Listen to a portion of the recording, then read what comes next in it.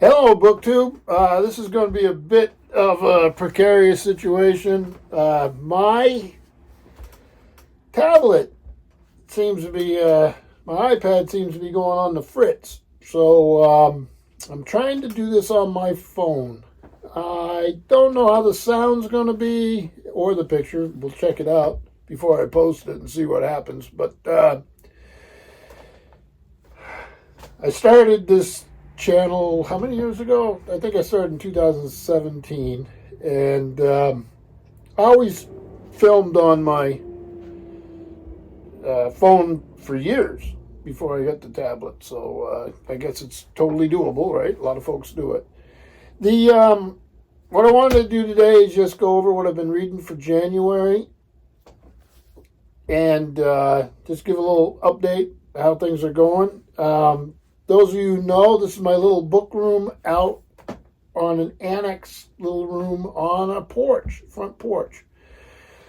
Usually this time of year it's too cold to sit out here, but doesn't seem so bad right now. Everywhere I'm looking out a window behind where the camera is, and it's snow everywhere, and it has been cold, really cold, but sort of nice. This is Vermont, so January is supposed to be cold.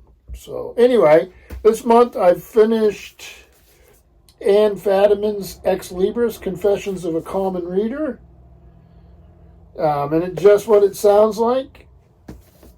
Her dad was Clifton Fadiman, who I think of mostly as an anthologist, but he did other stuff.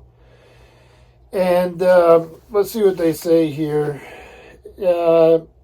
Anne Fadiman is, by her own admission, the sort of person who learned about sex from her father's copy of Fanny Hill, whose husband buys her 19 pounds of dusty books for her birthday, and who once found herself poring over a 1974 Toyota Corolla manual because it was the only written material in her apartment that she had not read at least twice. So I found it had some humor in it. I really enjoyed it. So I actually will keep this on my shelf of books about books. I know she's done some other stuff, and I may track it down. So that's the book that was finished, and it's a small thing. Almost finished is book 4 of The Wheel of Time, The Shadow Rising by Robert Jordan. Really enjoying this one. I'm on page 607 out of what? Let's see here. It's got a glossary in the back. We won't count that. 680. So 70-something pages to go, and I'll be done. I may finish this today. When I'm reading it, I have handy The Wheel of Time Companion. It's a big old beast of a thing, and don't use this as much, but occasionally I'll look through it. And it's The World of Robert Jordan's The Wheel of Time. So these are more like dictionary entries and all that sort of thing. So I've been enjoying this one. I have heard some folks say that it's one of the better volumes, and then there's a dropping off along the way. I don't know, because I've got them all up there in these hardbacks, but I'll continue until I don't. Also, now getting into, well, let me go with this one first. This is the Manuscripts Club, The People Behind 1,000 Years of Medieval Manuscripts by Christopher de Hamel. I'm a big fan of his writing. Meetings with Remarkable Manuscripts was one I really loved. By just starting this, I just finished the part about Anselm of St. Anselm, and now I'm on the Duke de Berry, and I'm almost done with that too. Let me see. There he is at a dinner party. So a lot of folks on BookTube have been getting this book. It's a beautiful thing to have, and yeah, I really enjoy it so far. Moving along, another one I'm almost done with. This is the second term, Jefferson to President by Dumas Malone. I really like these. Let's see if they give a list of what. So this one is covering from 1805 to 1809, Jefferson's second term as president. It's published in 1974. Before a lot of this stuff about Jefferson got on solid ground with Fawn Brodie, what was her book? Intimate Portrait of Jefferson? Something like that, and the Sally Hemings stuff and all that. But there's a lot to this guy, and I visited Jefferson's house, Monticello, several times because that was where my father retired to Charlottesville, Virginia. And I've just always been sort of fascinated by Jefferson and the contradictions and all that. So I should finish this one in the next couple of days too. What am I on here? Page 400 out of what?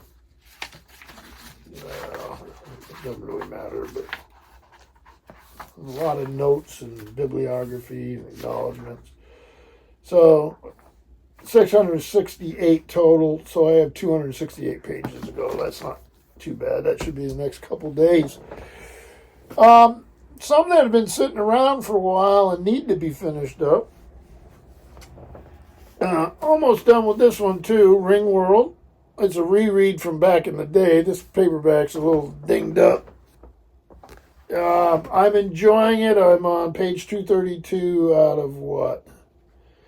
There's no reason not to finish this one immediately. 342. So, yeah, 232 out of 342. So not much to go. A classic of the genre, science fiction. Really need to knock this out. And moving right along. This was a challenge read for me. Now, this is not something I would think of as my kind of book, but it's an important book. So I decided I'm going to give it a shot. It's been slow going in more ways than one. And this is Pride and Prejudice, that I know that many folks love. I'm not hating it. I like it. I'm on chapter 4 of book 2. So on page 151. So, I like it. I don't love it yet. Maybe I will by the time I'm done. So we'll find out. It's a bit of a challenge read for me. And a lot of people can't believe I've never read it. But I haven't. So then one that I'd like to get back to. I got sidetracked on these last two a couple months ago because I've had so much going on. But they're fun reads for me, and they're not onerous at all. The first here is Patrick O'Brien's The Surgeon Mate. This is, I don't know what number it is. Should tell me here in the beginning. I should know off the top of my head. Let's see, 1, 2, 3, 4, 5, 6. It's number 7. I love Patrick O'Brien's Aubrey Maturin books. They're piled up everywhere in here and in the house. And I'll definitely get back to this. And then another one that is a reread. I don't know how many times I've read this. This is C.S. Forester's Horatio Hornblower novel. And this is Hornblower at the Atropos. And the Atropos. And I'm almost done with this thing, too. I'm on page 215 out of what? 342. So you can see I have a lot of stuff sitting around I need to knock out. The other thing I do is I always get, and you can get this free online and just download it. This is Quarterdeck, a Maritime Literature and Art Review. This is Winter 2024. If you like maritime fiction and even some nonfiction and art, this is just a fun little newsletter that you can print out or just read online. Just go to McBooks Press, and they have it there. I've gotten it for years, and I just clip them together and read them. And they'll tell me stuff being published and coming out. And little articles and stuff. So strongly recommend this to anybody who has an interest in nautical fiction. And then I read my Wooden Boat magazine, and I have a few other things. Projects around the house. Those are pretty slow right now. There's stuff here and there. Probably shouldn't be doing more, but spring hits, we'll be doing more. Been getting the seed catalogs and going through those, getting ready for gardening and getting ready for spring. So hope everybody's doing well. I hope to post this if the sound's good. And thank you, BookTube.